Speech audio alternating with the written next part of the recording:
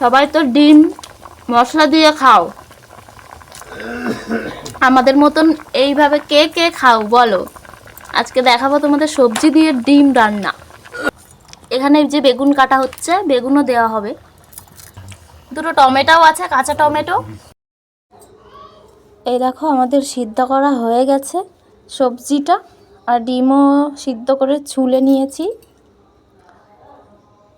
তো সবজি দিয়ে ডিম রান্না কে কে খাও বলো তো। আমাদের বাড়িতে কিন্তু আজকে নতুন এই রেসিপিটা। তো চলো এবার ডিম এই যে মা মাখিয়ে নিচ্ছে নুন হলুদ দিয়ে, তেলে দিয়ে দিয়েছে ডিমটা ভাজার জন্য।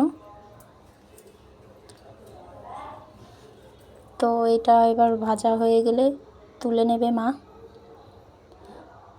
সবাই ডিম রান্না করতে জানো, মশলা দিয়ে করো সবসময় দেখি বেশিরভাগই লোক।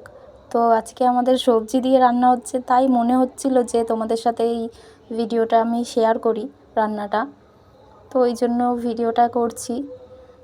তো দেখো যে সবজি দিয়ে ডিমের ঝোলটা কেমন হয়। তো এর মধ্যে যে টমেটো দিয়ে দিয়েছে মা, পাকা টমেটো ছিল না তো কাঁচা টমেটো দিয়েছে। তো এই যে সবজিগুলোও দিয়ে দিয়েছে। তারপরে সবজিগুলো সুন্দর করে ভেজে নেবে মা, লাল লাল করে সুন্দর করে সবজিটা ভেজে, আগেই ফুলকপিটা ভালো করে ভেজে তুলে নেবে।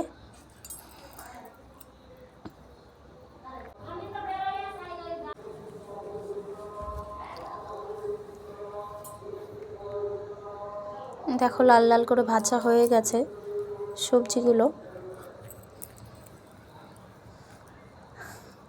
আমি কিন্তু আগে কখনো খাইনি এরকম তরকারি, তো আজকে আমাদের বাড়িতে প্রথম করছে এই তরকারিটা।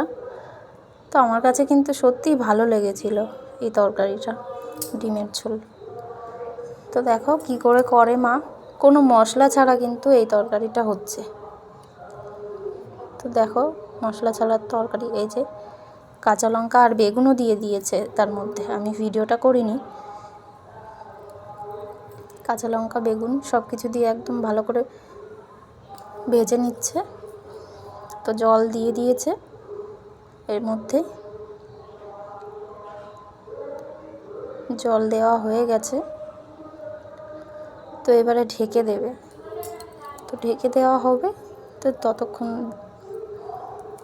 একটু বিরতি থাকলো। এই নুন আর হলুদটা দিতে পারিনি, তো দিয়ে দিল নুন হলুদটা,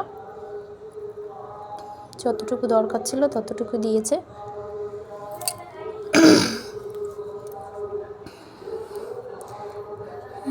জানো তো বন্ধুরা, আমাদের বাড়িতে এরকম সিম্পলই রান্না হয় সব সময়, বেশি মশলা কিন্তু আমাদের খায় না। তো সেই জন্য আজকে এরকমই রান্না করলো মা, কোনো সবজি টবজিগুলো রয়েছে অন্য কিছু দিয়ে করলো না, আগে কখনো করেনি এরকম। চলো দেখো এই যে ঢাকা দিয়ে দিয়েছে, ঢাকনা তুলে দেখি তরকারিটার কী অবস্থা। সব কিছু সিদ্ধ করা ছিল তো সব গলে গেছে, কিন্তু বেগুনটা এরকম রয়েছে। তো আর একবার ঢেকে দিতে হবে মনে হচ্ছে। এত ধোয়া ভালো করে দেখাই যাচ্ছে না, দেখো সব গলে গেছে।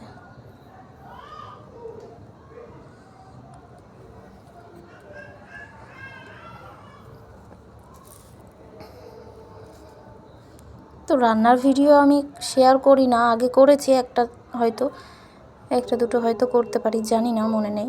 তো দেখো তারপরে হচ্ছে জিরে ভেজে নিচ্ছে, শুধু জিরে ভাজাটাই দিয়ে করবে, বুঝলে, শুধু জিরে ভাজাটা দিয়ে করবে। তো জিরে ভাজাটা এই যে করে নিচ্ছে, এটা তেল দিইনি, এমনি শুধু কড়াইতে দিয়ে জিরেটা ভেজে নিচ্ছে। তো এটা জিরেটা ভেজে নেওয়া হবে।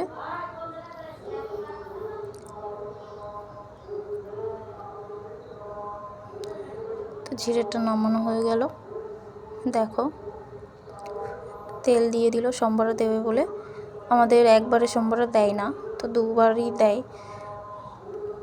তো তেলটা দেয়া হয়ে গেছে, এবার গরম তেলের মধ্যে দিয়ে দেবে তেজপাতা আর জিরে ফোড়ন, আর কিছু না।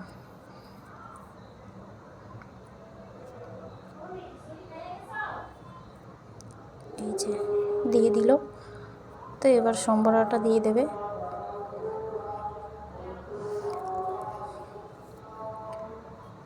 খুব ধোয়া ছিল, ভালো করে দেখা যাচ্ছিল না, তাই কেটে দিয়েছিলাম আমি। তো সম্বরা দেওয়ার পরে এই যে ঢাকা দিয়ে দেবে আর একবার। আর জিরেটুকু বাটা করে নিতে হবে। এই যে জল দিয়ে বেটে নিচ্ছে মা। জিরেটা বাটা হয়ে গেছে। এদিকে আবার ঢাকনাটা তুলে দেখি কি অবস্থা। এই যে মা রান্না করছিল, আমি ভিডিওটা করছিলাম।